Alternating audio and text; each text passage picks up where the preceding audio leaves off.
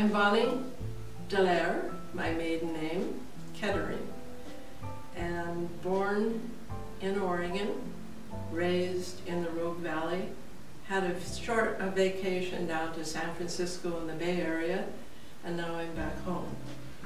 And I did not start painting until about 7 years ago.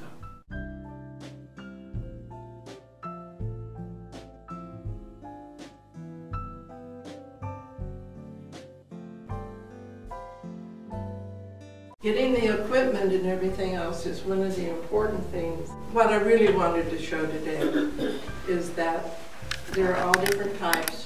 The simplest one that you can get. Some easels are just too heavy to take out into the field. You can't even, well, you might as well set them just outside the car. And really, I haven't used the umbrella too much. I have yet to see a situation where the umbrella is handy. If there's wind, you have to take them down. The purpose of the umbrella exactly is what?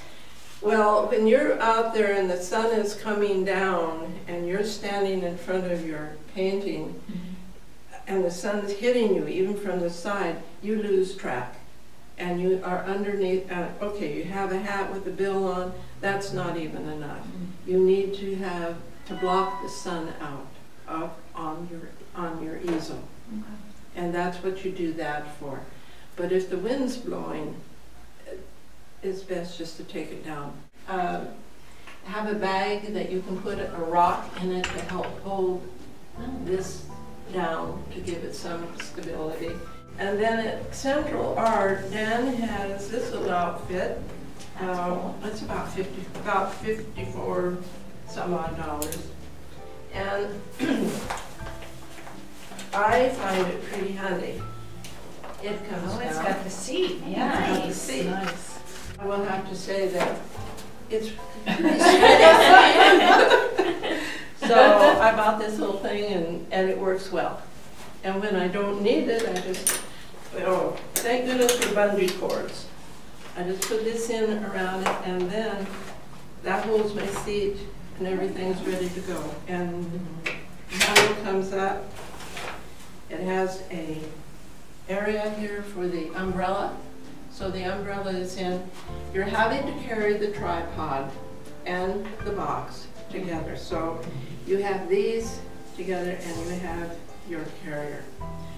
In the back of this, it has 2 slots for 2 of your pouch. And then there's several different carriers. When we go out as a group, we have found that 2 people is about all you can put in a car with all your things.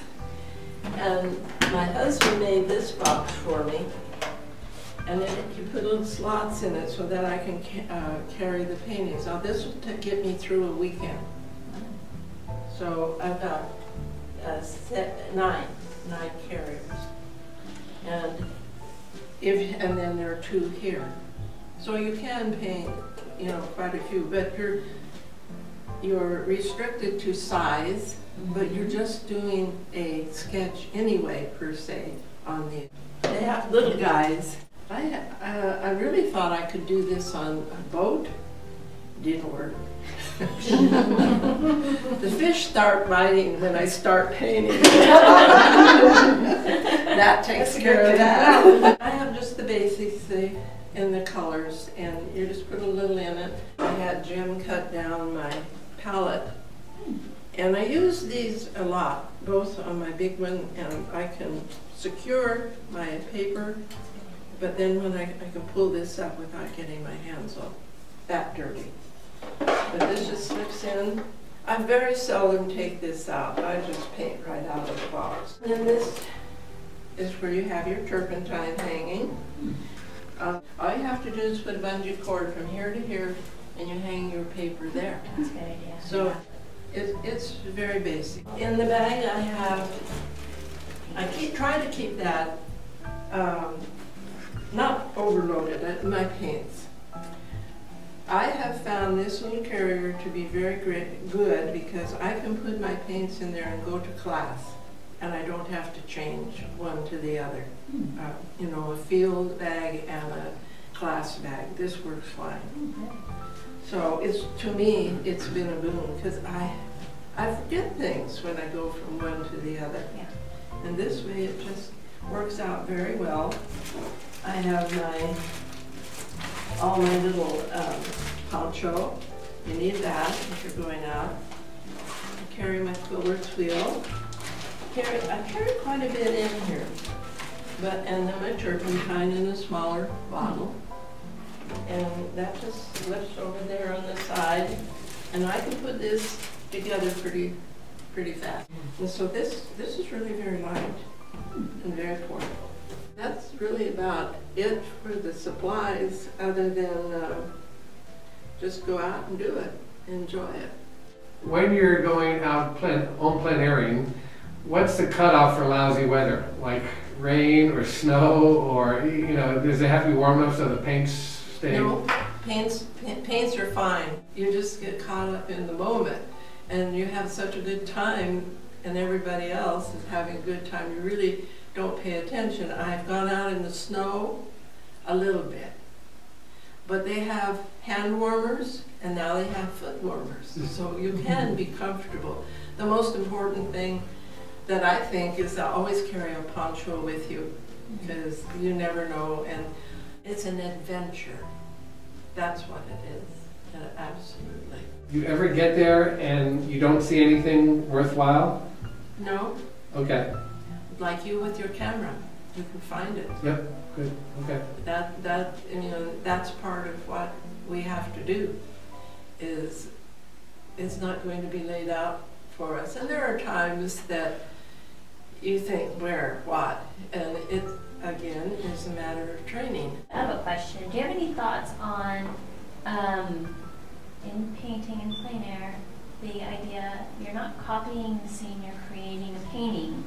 But how do you switch that little switch in your head from copying to creating? Does that make sense? Yes, it does, because that's one of the hurdles that we have to learn. Yes. As you know, we look at other pictures and you even get inspiration from another picture, from another painter. But when you go out there, when you have control over what you're looking at, and the scenery is not controlling you, then you begin to look at it different. You will go out with us and you're looking at everything. You're looking at the clouds, the mountains, and everything, and every little rock.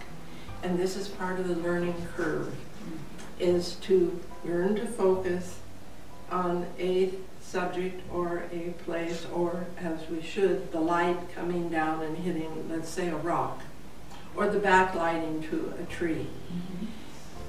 And from that point on, you're not referring to a photograph or even your research. You are in the moment. Thank you, my very special friends.